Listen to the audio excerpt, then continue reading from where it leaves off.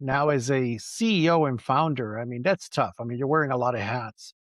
What's your favorite part of being a founder, which is very, very cool to be a founder of something so exciting and new and different? But at the same time, it's all on you. It's tough. I mean, you're pushing this, big rock up the hill, and once you get to the other side, it's going to be fantastic. But for now, what are your favorite things to do, and your not so favorite things to do? Yeah. So being a founder, you definitely need a certain personality type.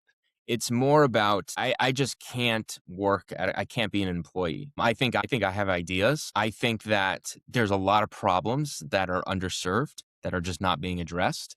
It requires a lot of risk tolerance, but it just something that you just can't live without. I just couldn't live without being my own boss, working on my own stuff. I was not happy as a person, as an employee.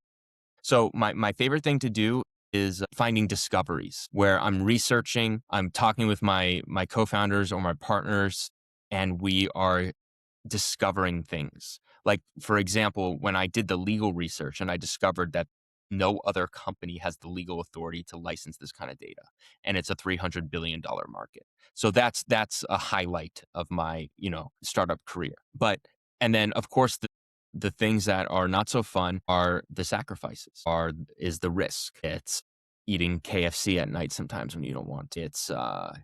It's can be very painful at times. So Elon Musk famously said that doing a startup is like eating a glass sandwich and staring into the abyss. Now, his startups are much harder than what I'm doing, but it's look, if you I would say do not do it like I did, although I feel like I have no other choice to do it like I did. I would recommend, if you work at a company, you save some money, you give yourself 3 years of runway, and then you do a startup. Okay, so you're thinking after 3 years, you should know whether that's the direction you want to go or not. You're gonna know whether your product works or not, and it's worth continuing with the startup. Okay. So that's the ramp up time. Okay. That you should have. And That's a then very common, like, break point, 3 years for a startup.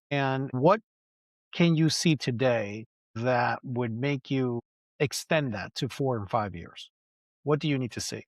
Well, I need to see, investment activity. I need to see user growth. I need to see revenue, premium and conversion rate. We're at the point where there's many, many signals at this point. It's, recruiting, although, we've already proven that. I think we can recruit more, but it's just more about, is the app growing? Are investors on board? And of course, the deals. Are we able to get licensing deals? Are companies interested in this data?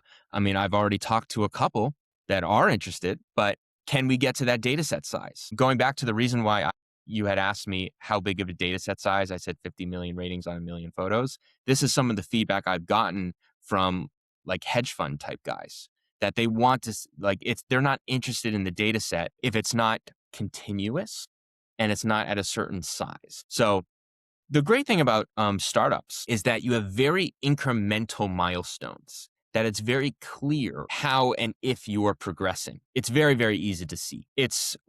I've noticed it all the way since I started this, from the research phase to seeing the results from the study to, getting our developer on board.